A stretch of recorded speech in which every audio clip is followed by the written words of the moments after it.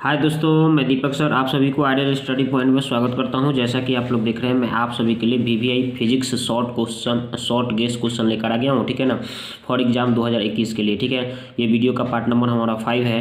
Part 1, 2, 3, 4 नहीं देखे हैं तो हमारे चैनल के प्लेलिस्ट में जाकर अच्छी तरह से देख सकते हैं। तो चलिए स्टार्ट करते हैं। क्वेश्चन नंबर हम लोग इसमें 61 नंबर से सोल्यूशन करेंगे। तो ये देखिए 61 नंबर क्वेश्चन क्या कहा गया है कि एक्स किरणों के किन्हीं दो गुणों को लिखें। तो एक्स किरण के गुण इस प्रकार हैं। नंबर 1, इसमें सभी किरणों का गुण मौजूद होता है। नंबर 2, एक्स किरण का वेदन क्षमता क्या होता है, गामा किरण के वेदन क्षमता की तुलना में कम होता है। यही इसका अंतर हो गया। ठीक है ना, चलिए क्वेश्चन नंबर अब 62 देखते हैं। तो ये देखिए 62 नंबर क्वेश्चन क्या कहा गया है कि गामा किरणों के किन्हीं दो गुणों को लिखें। तो गामा किरण के गुण इस प्रकार हैं। इसकी वेदन क्षमता अत्यधिक होता है। दूसरा, यह गैसों को आयनीकृत कर देते हैं। ये हो गया इसका आंसर। चलिए क्वेश्चन नंबर 63 देखते हैं। एन टाइप एवं पी टाइप अर्धचालक में अंतर स्पष्ट करें। तो एन टाइप और पी टाइप अर्धचालक में अंतर इस प्रकार है। N type, P type.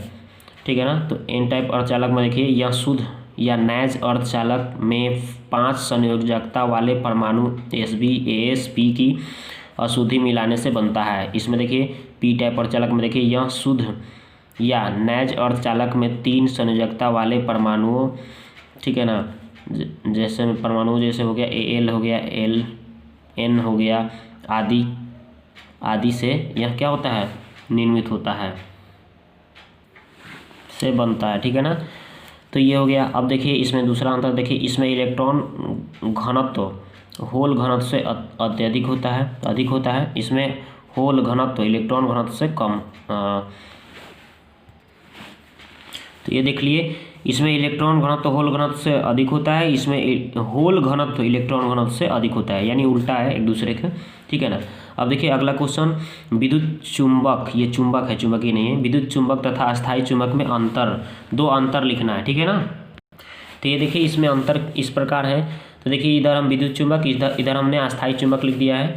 तो देखिए इसमें इसे आसानी से बीज चुंबकित किया जा सकता है, इसे आसानी से बीज चुंबकित नहीं की जा सकती है। ठीक है, इसकी ध्रुवता बदली जा सकती है, इसकी ध्रुवता बदली नहीं जा सकती है। अब अगला क्वेश्चन देखिए, आवर्धन और आवर्धन क्षमता में अंतर लिखें। तो इस प्रकार है इसका अंतर। देखिए तो यह रैखिक आवर्धन है और इधर में देखिए यह कोणीय आवर्धन है। ठीक है ना, ये रैखिक आवर्धन V/U होता है, ये आवर्धन क्षमता इसमें क्या होता है, D/U होता है। ठीक है ना, यह V के बढ़ने से बढ़ता है, यह V के बढ़ने से घटता है। रैखिक आवर्धन का मान +∞ से -∞ के बीच हो सकता है। ठीक है ना, और आवर्धन क्षमता का मान D/F और 1+D/F के बीच हो सकता है। ठीक है, अगला क्वेश्चन देखिए, व्यक्तीकरण और विवर्तन में अंतर स्पष्ट करें। व्यक्तीकरण और विवर्तन में अंतर इस प्रकार है। व्यक्तीकरण विवर्तन, देखिए व्यक्तीकरण में नंबर 1 देखिए, यह दो कला संबंध स्रोतों से प्राप्त तरंगों के अध्यारोपण से होता है।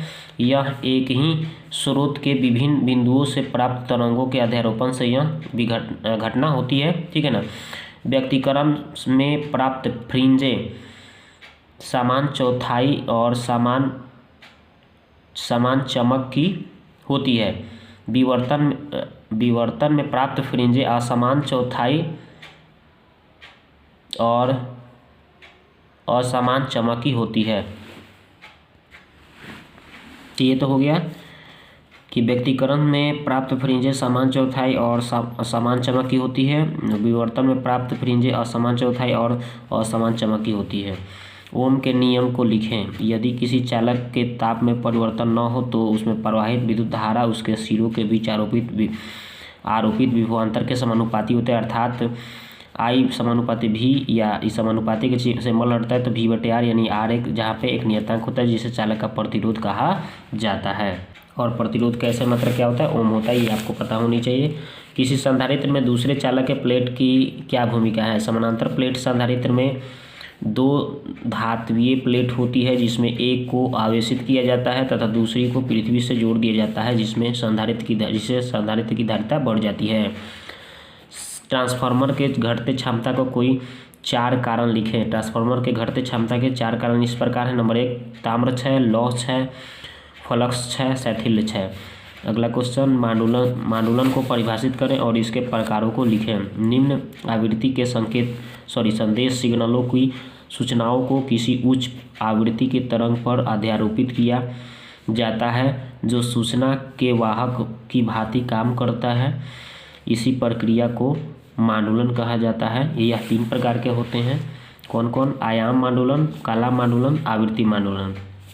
प्रतिरोध क्या है? इसकी SI मात्रक लिखें। यह किन किन बातों पर, किन किन कारकों पर निर्भर करती है? किसी पदार्थ का वह गुण जो किसी परिपथ में आवेश को जाने से विरोध करता है उसे प्रतिरोध कहते हैं। इसका SI मात्रक ओम होता है। यह निम्न कारकों पर निर्भर करता है। नंबर 1, चालक की लंबाई पर, चालक की मोटाई पर, चालक की प्रकृति पर, चालक के क्षेत्रफल पर। लंबी दूरी के टेलीविजन संकेत संचार उपग्रह का इस्तेमाल करते हैं। क्यों? किसी भी सूचना पर टेलीविजन पर प्रसारित करने के लिए पहले सूचना को उपग्रह के पास भेजा जाता है, फिर वह उपग्रह हमारे टीवी पर सूचनाओं को भेजता है और हम आसानी से टीवी पर सूचनाओं को देख पाते हैं। इसलिए लंबी दूरी के टेलीविजन संकेत संचार उपग्रह का इस्तेमाल करते हैं। पेल्टियर प्रभाव क्या है? पेल्टियर प्रभाव सीबेक प्रभाव का विलोम है। सीबेक प्रभाव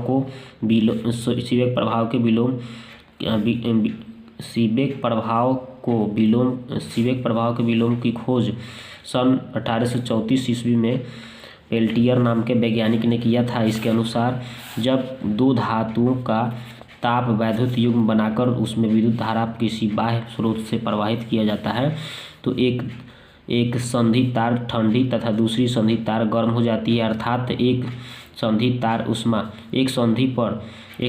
पर ऊष्मा पर अवशोषित यहाँ है, ठीक है ना, देख लीजिएगा, अवशोषित होती है तथा दूसरे संधि तार पर ऊष्मा क्या होती है? उत्पन्न होती है। अगला क्वेश्चन देखिए, आँख के संवेदन क्षमता से आप क्या समझते हैं? नेत्र की वह क्षमता जिसके कारण नेत्र लेंस की फोकस दूरी में परिवर्तन करके नज़दीक एवं दूर की वस्तुओं को स्पष्ट रूप से देखने की क्रिया को आँख का संवेदन क्षमता कहते हैं। अगला क्वेश्चन देखिए, किसी संधारित्र की धारिता किन किन बातों पर निर्भर करती है? तो इसका उत्तर देखिए, किसी संधारित्र की धारिता निम्नलिखित बातों पर निर्भर करती है। नंबर 1, पट्टिकाओं के सतह के क्षेत्रफल पर, पट्टिकाओं के बीच की दूरी पर, पट्टिकाओं के बीच के परावैद्युत माध्यम की प्रकृति पर। वान डी ग्राफ जनित्र क्या है? सन 1931 ईस्वी में प्रोफेसर वान डी ग्राफ ने एक ऐसा विद्युत उत्पादक मशीन का निर्माण किया जिससे 10 लाख वोल्ट या उससे भी अधिक विभवांतर उत्पादन किया जा सकता है। इसी जनित्र को वान डी ग्राफ जनित्र कहते हैं। अगला क्वेश्चन देखिए, विद्युत जनित्र क्या है? वह यंत्र जो यांत्रिक ऊर्जा को विद्युत ऊर्जा में बदलता है, चाहे बदलने की क्रिया को ही क्या कहते हैं? विद्युत जनित्र कहते हैं। विद्युत धारा क्या है? SI मात्रक लिखें। किसी परिपथ में आवेशों के प्रवाह को विद्युत धारा कहा जाता है, ठीक है ना। इसका SI मात्रक एम्पियर होता है, या ऐसे भी बोल सकते हैं कि आवेशों के प्रवाह को विद्युत धारा कहते हैं। इसका SI मात्रक एम्पियर होता है। A से अंकित किया जाता है, राइट। प्रतिरोधकता के आधार पर परिभाषित करें। चालक को पहले परिभाषित करेंगे तो वह पदार्थ जिनकी प्रतिरोधकता बहुत कम होती है उसे चालक पदार्थ कहते हैं। जैसे चांदी हो गया, ठीक है ना, जैसे चांदी। अगला देखिए, विद्युत रोधी वह पदार्थ जिनकी प्रतिरोधकता बहुत अधिक होती है उसे विद्युत रोधी पदार्थ कहते हैं। जैसे कांच हो गया, लकड़ी हो गया। अतिचालक कुछ ऐसे पदार्थ होते हैं जिनकी प्रतिरोधकता ताप घटने पर धातु की जैसे पहले नियमित रूप से घटती है और एक ताप जिसे क्रांतिक ताप कहते हैं पर प्रावस्था संक्रमण होने के कारण उसकी प्रतिरोधकता एकाएक घटकर शून्य हो जाती है। इसी घटना को अति चालकता कहते हैं, ठीक है ना। अर्धचालक वह पदार्थ जिसकी प्रतिरोधकता चालकों और विद्युत रोधी पदार्थों के प्रतिरोधकताओं के बीच होती है उसे अर्धचालक पदार्थ कहते हैं। जैसे सिलिकॉन, जर्मेनियम। विद्युत वाहक बल को परिभाषित करें। किसी चालक अथवा तार से इलेक्ट्रॉन प्रवाहित होने के लिए जो बल लगता है उसे विद्युत वाहक बल कहा जाता है। तो इस पार्ट में हम लोग क्वेश्चन नंबर 80 तक का सॉल्यूशन किए, ठीक है। अब नेक्स्ट पार्ट में हम अगले क्वेश्चन का सॉल्यूशन लेकर आएंगे। वीडियो को देखने के लिए आपको बहुत बहुत धन्यवाद।